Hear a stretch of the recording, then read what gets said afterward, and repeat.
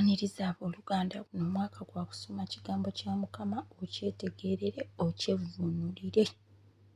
Olwaleero tugenda mu Lubereberye 3 yonna essuula ey'okusatu. Subscribinga tutandise. Olunyiriri olusooka. N'omusota gwali mukalabakalaba okusinga ensolo zonna ez'omu nsiko ze yakola Mukama Katonda. Ne gugamba omukazi nti bw'ati bwe yayogera Katonda nti temulyanga ku miti gyonna egy'omu lusuku.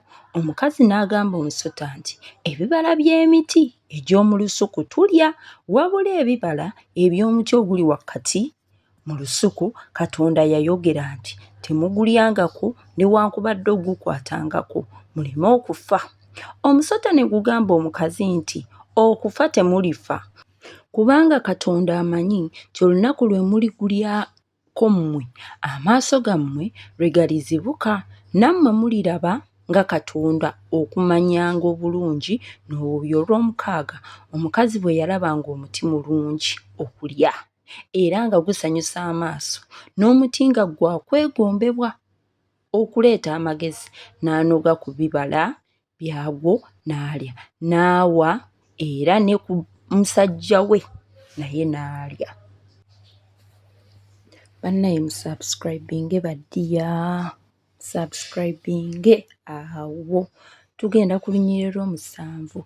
Amaaso gaabwe gombi ne gazibuka ne bategeera nga bali bwereere, ne batunga amalagala ag'emiti ne beekolera ebyokwambala. Olunyiriri olw'omunaana.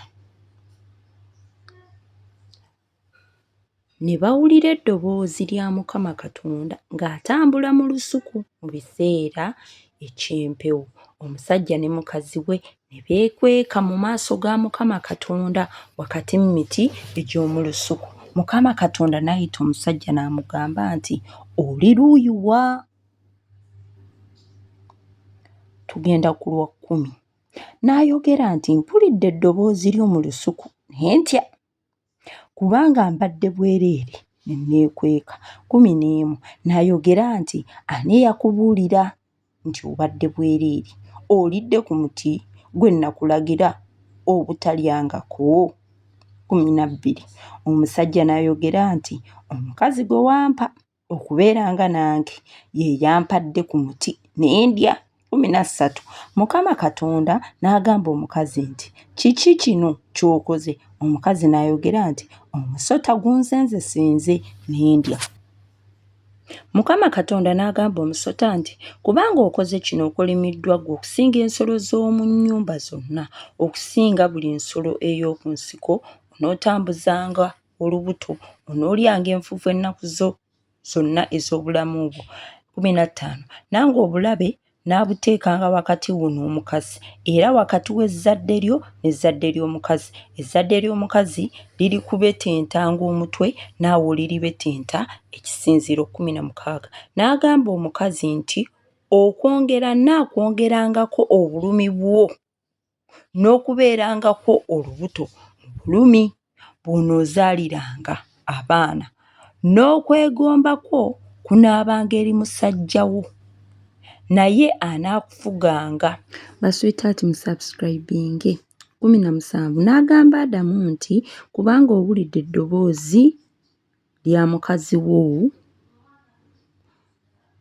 n'olya ku muti gwe nakulagira nga njogera nti tolyangako, ensi ekolimiddwa ku lulwo mu kutegana onojjanga ekyokulya ennaku zonna ez'obulamu bwo. Baswitaati musubscribinge. Bayibuli tugenda gisoma omwaka guno paka kuwulira bubi. Tuli ku lunyiriri olw'18. Amaggwa n'amatovu geeneekuzaaliranga, naawe onoolyanga omuddo ogw'omu nnimiro. Mu ntuuyo z'omu maaso go mw'onooliranga emmere okutuusa lw'olidda mu ttaka, kubanga omwo mwe waggyibwa, kubanga oli nfuufu ggwe ne mu nfuufu mw'olidda. Ndowooza mukitegedde baddiya, mu nfuufu gye twava gye tudda, so byonna bye tukola tebitweyunuza. Tulina gye tuva era gye tudda. 20. Omusajja n'atuuma omukazi we erinnya lye Kaawa kubanga ono ye nnyina w'abo bonna abalamu.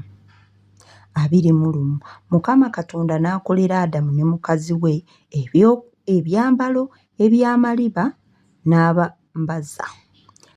22 Mukama Katonda n'ayogera nti, laba omuntu afuuse ng'omu ku ffe okumanyanga obulungi n'obubi, kaakano aleme okugolola omukono gwe okunoga ku muti ogw'obulamu, okulya, okuwangaala emirembe n'emirembe.